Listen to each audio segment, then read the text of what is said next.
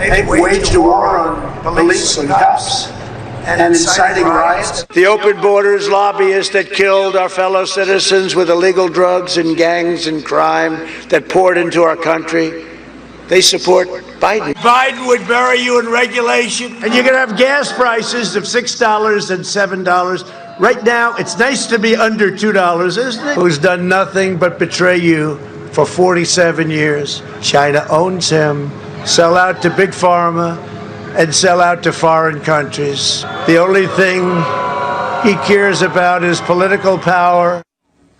Well, sadly for America, it's all coming true. Joe Biden's first 8 months seem like 8 long years because everything in his party, he and his party have turned bad. From domestic to foreign policy, the nation's in a tailspin. Even the press can't avoid covering it now. Recent headlines are devastating. Biden's muscle questioned amid falling polls. The middle turns on Biden. The poll that will send Dems into a panic. Fewer Americans than ever think Biden has a clear plan to fight COVID. A clear plan?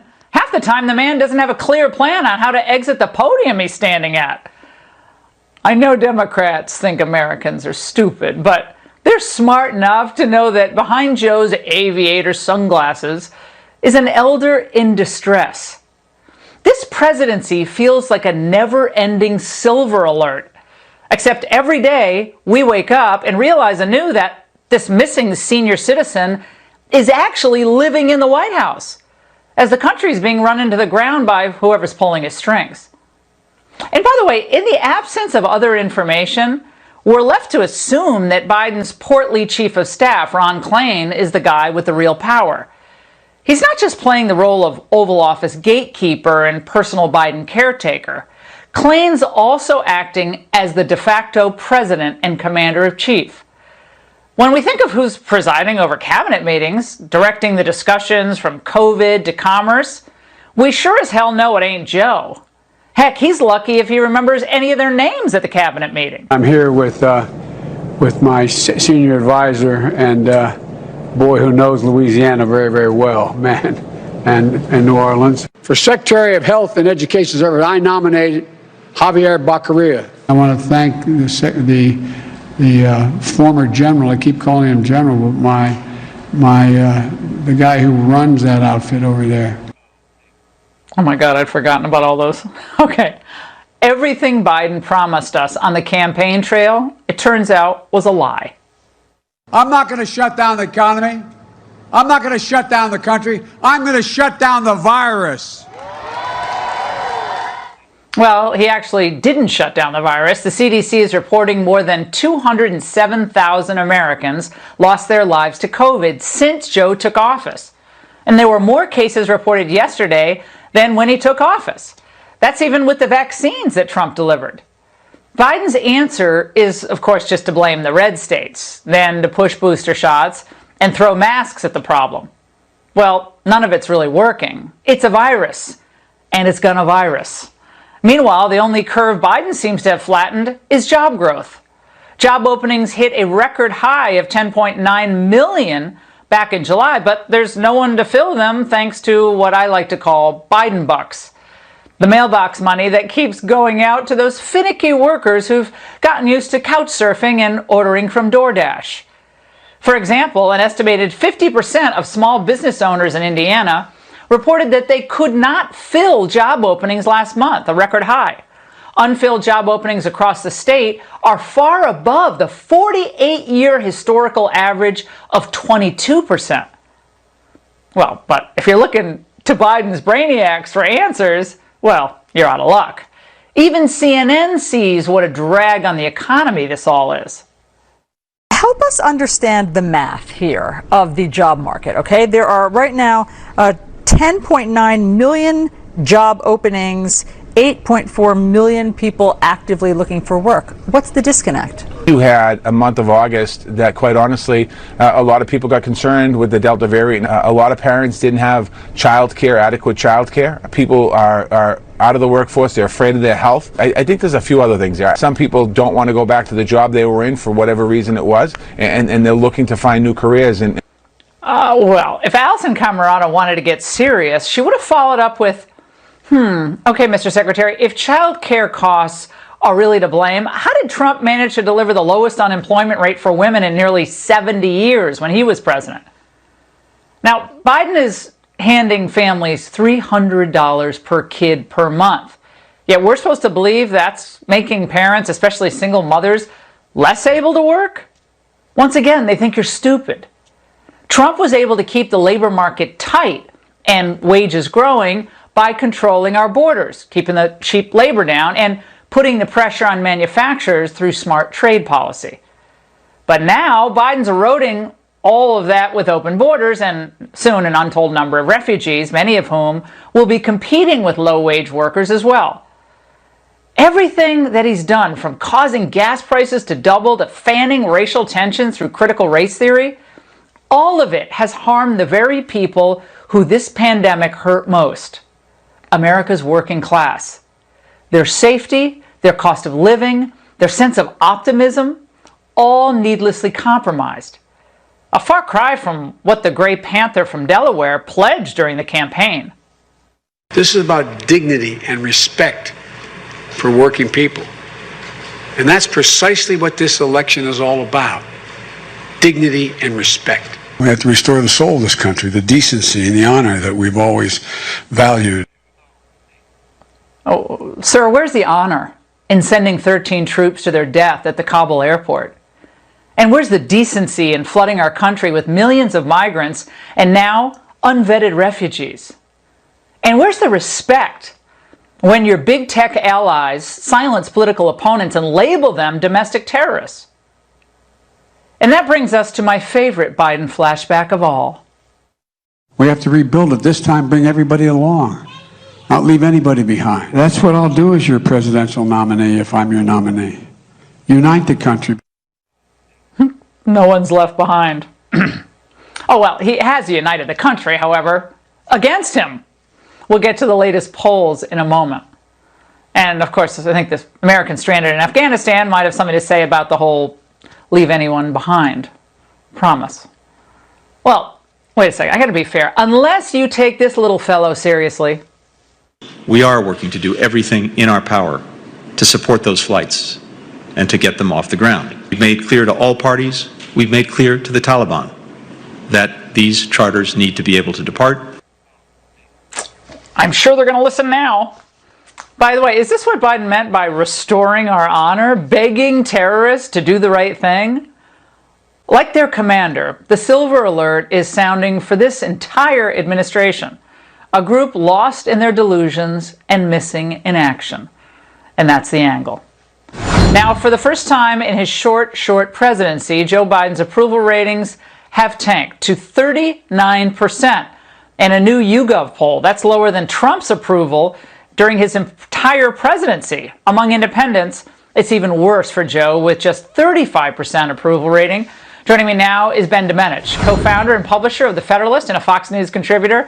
Also with me, Tom Bevan, co-founder and president of Real Clear Politics. Tom, now, this didn't just happen because of Afghanistan. You get the sense that Americans are just finally waking up to the fact that Biden doesn't seem oftentimes to have any idea of where he is or what he's doing. Yeah, no, that's right. I mean, he's been dealing with multiple crises, from the immigration situation at the border to inflation to crime, etc. But I do think Afghanistan was the moment where the myth was exploded that was one of Joe Biden's cornerstone of his campaign, that he was, his experience and competence, that adults were back in charge. I mean, that is gone now. And the other thing that I think that happened is, one of the intangibles is that it's taken a bite out of his credibility. He promised the American people he would always tell us the truth, good, bad, or otherwise.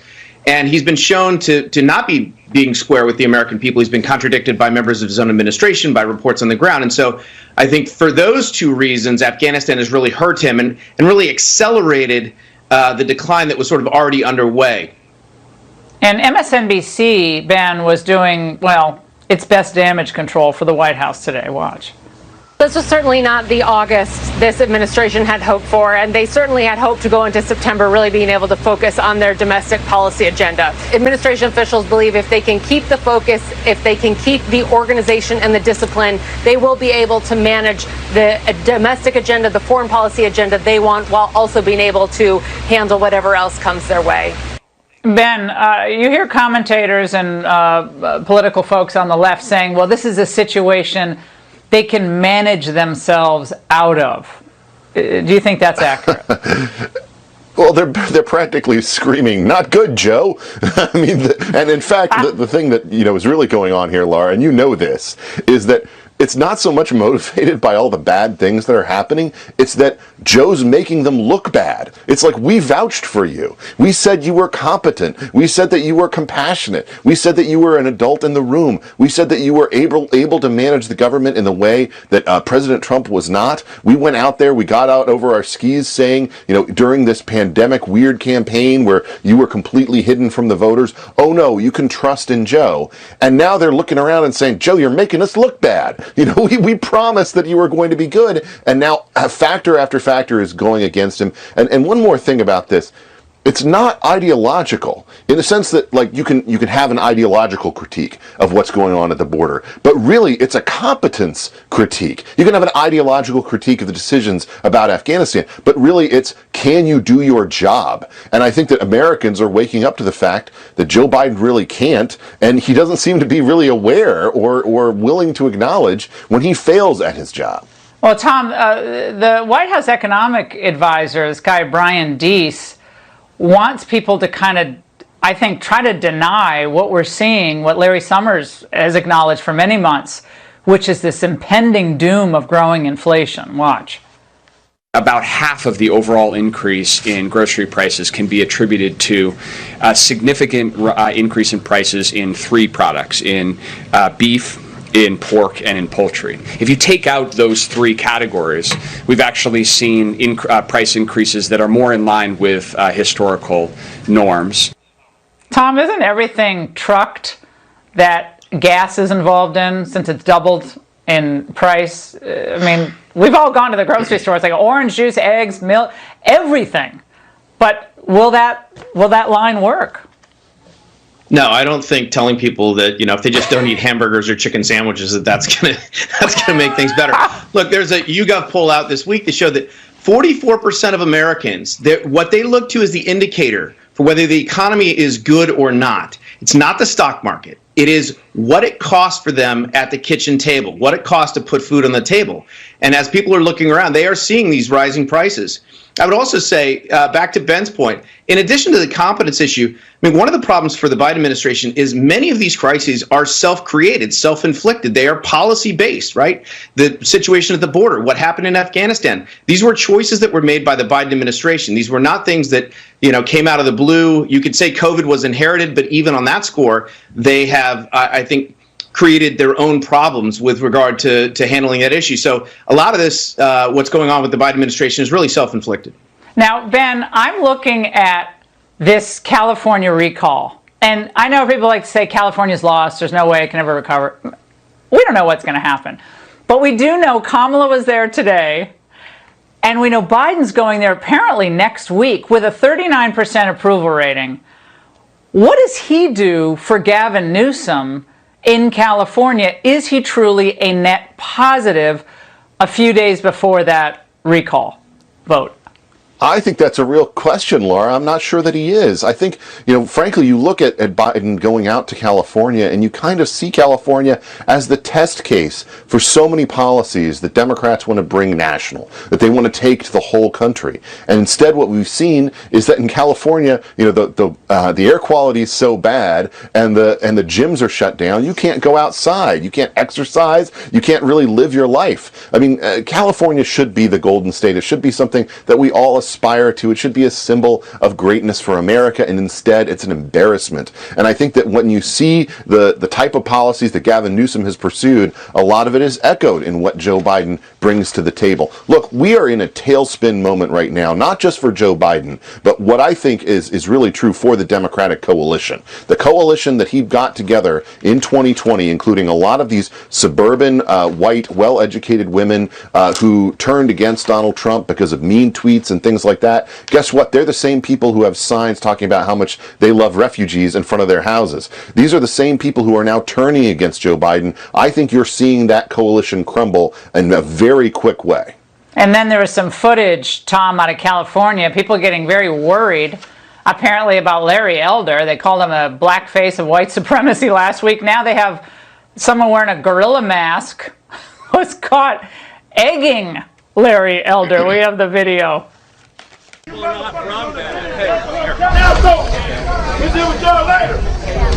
take your hands off me, touch me again. Don't touch me. Don't touch her, my touch me again. I'm not sure if that was a COVID-approved mask, Tom, or not, but they're clearly not coasting to September 14th in California. No. The way that the media and folks on the ground, as you just saw, have been treating Larry Elder is just reprehensible, and I think that speaks to the fact that, look, the fact that Gavin Newsom is even in trouble. In somewhat trouble right now, I think is not a good omen for the Democrats. And I will just add real quickly, look, Joe Biden, his approval ratings right now California is a very blue state, obviously, but you look at places like Arizona, where Mark Kelly's up for re-election, Georgia, Maggie Hassan in New Hampshire, where Joe Biden's underwater now by 10 points, his approval rating. That is a real concern for Democrats in terms of holding on to the House or the Senate next year around if Joe Biden's approval ratings don't tick back up. Joe Anvil Biden. Gentlemen, thank you. Good to see you tonight. And Virginia has become ground zero for the left's attack on history. Saturday's 20th anniversary of September 11th should be a solemn day of remembrance and prayer for the heroes and victims who died that day. But for the radicals running the Virginia school system, it's just another opportunity to indoctrinate your kids. In a shocking Virginia Education Department webinar, so-called anti-racism expert Amara DeCure instructs teachers to infuse critical race theory into discussions about 9/11. Now, the truth is, of course, they want to just sow contempt for the United States.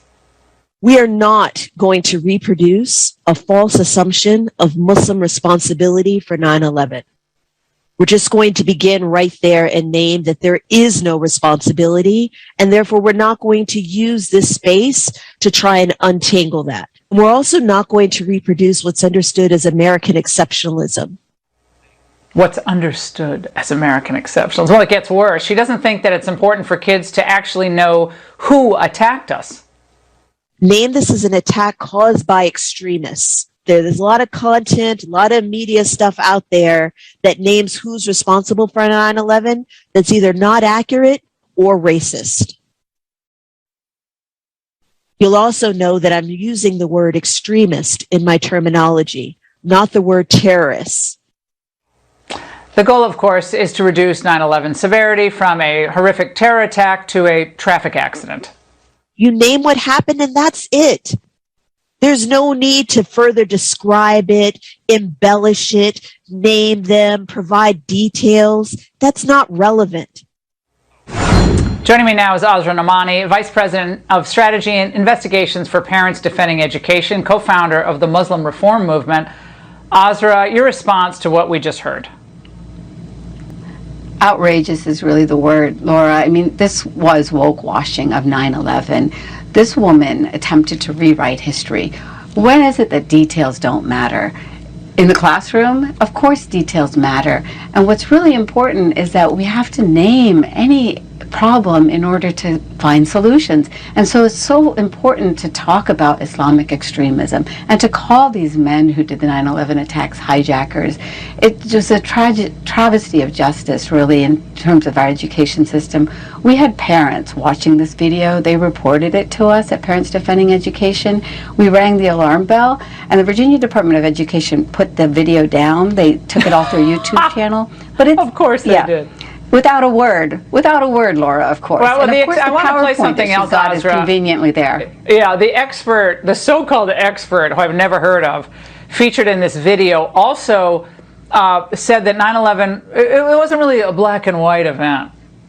Don't reproduce a single American narrative that there's only one way to understand 9/11, one way to make sense of it, because that will serve to marginalize all the other students in your classroom and in larger society that have very complex understandings of this day. Azra, complex understandings. Here we go. Yeah. It's unbelievable. I mean, what happened on 9/11 was evil. It was pure evil. And you can't, slice and dice it. And so this woman, as she's putting forward this education, so-called education, is really betraying students. I mean, she's betraying education. But the important story here is that, exactly like you just said, Laura, this goes back to Richmond. This was supported by the Virginia Department of Education, the Virginia Secretary of Education, a man by the name of Atif Carney, and this speaker sits on a commission of the Virginia governor, Ralph Northam. Oh, and God. so this is part of politics. Yeah, this is not just one out. Yeah, this is what Glenn Youngkin, this is the kind of stuff that Glenn Youngkin has to just home in on. This is what is happening to our kids. And by the way, the Virginia Department of Education told us in a statement, this webinar was part of a series intended to help teachers create welcoming and affirming classrooms for all students, and in this specific case to provide support to Muslim students who may be subject to bullying around the anniversary of 9/11. Her views and opinions do not reflect the views and opinions of the VDOE. Azra, does everybody get that sensitivity toward topics? How about of Roe versus Wade? Yeah. How about of a number of issues that conservative Christians feel strongly about? Do they get a special proviso or a special warning or a special webinar for them? I don't think so. Right, and what about the children of military families sitting in schools in Virginia? What about them? What about those that have lost their parents in Afghanistan and Iraq? I mean, these are realities, and so this is typical, though, Laura. You know this. You and I have talked about it a lot, which is these guys want to simply pivot to become victims, and this is part of the critical race theory. They hate America. Strategy. I'm going to simplify it, Azra. And they hate America. We have to fight for America. And they want our teachers to hate. They want our teachers to hate America, and they want to teach our kids to hate America, at least traditional America. Got to hate it, got to wipe it off, take down the statues. Azra, we got to go because we got to get to the statue issue. Because we love him or hate him, Robert E. Lee is a towering figure in American history. Of course, he fought for the Confederacy, he owned slaves, but he also played an indispensable role in post-war Reconstruction that was just instrumental in reuniting the country. In fact, Lee has long been respected and even admired by Northerners and Southerners alike. Nowhere is that more obvious than in Richmond, where Lee's statue towered over Monument Avenue for 131 years. Well, of course, that was until today. Early this morning, Lee's statue was taken down, then cut in half, and sent to a women's prison on the orders of Governor Ralph Blackface Northam. He called it part of the healing process so Virginia can move forward and become a welcoming state with inclusiveness and diversity. Here with me now to give us some perspective, Craig Shirley, presidential historian, Ronald Reagan biographer. Craig, diversity and inclusion. What do Americans need to understand about Lee and his place in history? Well, they need to take the broad view, Laura. They can't just focus on the Civil War. They need to focus on his work after the Civil War. It requires a nuance of thinking, which really eludes a lot of liberals. You know, Saul Alinsky, C.S. Lewis, Sun Tzu, Wellington all said, conceal your real intentions from your enemy. And they said it in various permutations. And the real objective of the left is not just taking down statues. That's beside the point. That's just to keep us occupied and distracted. What the real goal is, the destruction of American civilization, Western civilization. That is the real goal. And we have to draw a line in the sand and say, you will not advance any farther. We are standing here. That's why Mitch McConnell really broke our pick the other day when he said that the Senate won't impeach Joe Biden. He missed the point. The point is permanent offense. The point is that there were something like 50, 75 Republicans who all called for Joe Biden's impeachment, and he should have gone along with it. Said yes, he should be impeached. And by the way, add my name to the list. Is that the only solution to stopping the left is to be stronger than the left. Not to accede to their goals or not to compromise, nothing. Is that the only solution is to draw a line in the sand and not allow them to cross. Well, they all rolled over on these statues. Today it's Robert E. Lee. Tomorrow, who's next? That's always a question. I want to remind everyone, Craig, I want to remind everyone really briefly about what one of the Democrats' icons, American icon, FDR, said at the unveiling of the Robert E. Lee Memorial in Dallas back in 1936. He said, "We recognize him as a great leader of men, as a great general, but also all over the United States, I believe that we recognize him as something much more important than that. We recognize Robert E. Lee as one of our greatest American Christians and one of our greatest American gentlemen." Yes. Craig, how did we get from there to here? Because there's partial insanity going in American politics now. Is that it was a sanity by FDR and his approach to the American culture and history. Of course, paying homage to Lee also fit in with the Democratic Party's Southern strategy. It was never part of the Republican Party. It was always part of the Democratic Party. That's why he chose John Nance Garner from Texas as his running mate in 1932, and why he chose Harry Truman as his running mate from Missouri in 1944, because it was to stitch up the enough of a base for the Democratic Party so they could stay in power and keep power. So his words are true, but there was also a political use to them too. So we got to be careful about laying too much praise on FDR. But we have Lee's house over Arlington National Cemetery. Yes. Lee's Yes, role at West Point, right? We have, short of disinterring, which I guess they want to do as well, right? Confederate soldiers' bodies and burning them on a funeral pyre. I mean, I'm from Connecticut. Like, I'm a Connecticut Yankee. But you do have to ask where this all ultimately ends, and your conclusion is it ends with, we have a final line, Craig. We got to roll. Well, what does it stop at Monticello? Does it stop at Mount Vernon? Does it stop at the White House? There is no stopping them except if we stand back against them and push back. The only solution is to push back. It's not to accede or not to compromise or not to agree to any of their points. We have to push back just as hard as they push. Craig, thank you. Important perspective tonight. And what do Biden staffers really think when Sleepy Joe steps up to the podium? Raymond Arroyo has it all. Seen and Unseen is next. We expose the big cultural stories of the day, and for that we turn to Fox News contributor Raymond Arroyo. All right, Ray, Biden attempted to use bad weather to push the climate agenda. Shocking. Laura, it was a rambling word blizzard of incoherence. This was from New Jersey yesterday. Said, looks like a tornado, they don't call them that anymore, that hit the crops and wetlands in the middle of the country. This summer alone, communities with over 100 million Americans, 100 Americans call home. By 2020, make sure all our electricity is zero emissions. Look at that nice kid with the American flag. And don't jump! Laura, on script, he's a disaster. Off script, he is unfailingly inappropriate. And if you're wondering why those numbers are slipping in swing states for Biden, you have only to watch these performances. Americans are not stupid. It took them a while, but the more they see Biden, the less confidence they have in him. This was his message to union groups today and their collective bargaining efforts.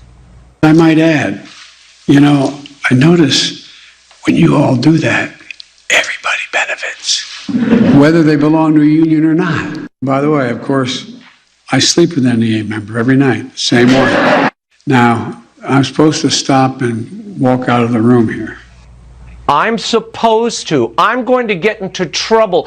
You know, it's like a child with no filter, Laura. He's telling the American people on a daily basis, I'm not in charge. I'm being controlled. I'm being programmed. I'm being choreographed by others. Now Politico reports that, quote, when Biden gives a public remark, some White House staffers will either mute him or turn off his remarks. This is according to Politico. Again, according to White House officials, they're filled with anxiety that he's going to take questions from the press or veer off the West Wing's carefully orchestrated messaging. Laura, you know, they're filled with anxiety. Imagine how Americans feel. You know, this is the reality that is Joe Biden, the wrecking ball of Biden, crashing into these prettily choreographed events. Raymond, yes. I think you're on to something. I might be. Creepy way he talks. You don't like the whispering effect? Sounds like how you last Thursday. I was going to say it sounded like you on Thursday. I tuned in, and you're there one moment, and it's just Laura, like Biden. You veered off the podium. I may be the first guest host in the history of Fox that needed a guest host. That's pretty good. Yes. Now, over at CNN, the network that savaged Nick Sandmann for supposedly being disrespectful to a Native American protester is now lionizing a 14-year-old named Fiona Downey for being disrespectful. She flipped off a group of anti-mask protesters outside her school, and she's suddenly the hottest thing on the network since Andrew Cuomo held his last COVID presser. I just decided to give them the finger because I thought it was the best thing I could do. I'm proud of my daughter and I'm fine with that. Now, at a certain point, what else are you supposed to do? Fiona and her finger. This is no longer reporting, Laura. No, that's unbelievable. This is encouraging desired protests, despite the fact that masking for kids in schools is predicated on virtually zero scientific data. Let me just, the CDC says the opposite. Yeah, don't mask the school age kids. I'm going to be like Biden. It says that we don't have a lot of time for discussion here, Raymond, but the mother, this mother, I'm proud of my daughter. Oh, get out. Oh, can you imagine if she said that to anyone in a protected category? If she flipped off anyone in the vaunted protected alphabet, forget it. She would never go to college or work again. And then there's the story out of Las Vegas, Laura, where a 9-year-old boy was taking a sip of water and the substitute teacher got totally medieval with him when he forgot to put his mask on. She didn't ask him to put it back on. This is the boy's mother. Listen. She instead pulled him up in the front of the classroom in front of all of the students, and she then taped the mask across the top of his face. The mom says the sub added a second layer of tape from his nose to his forehead.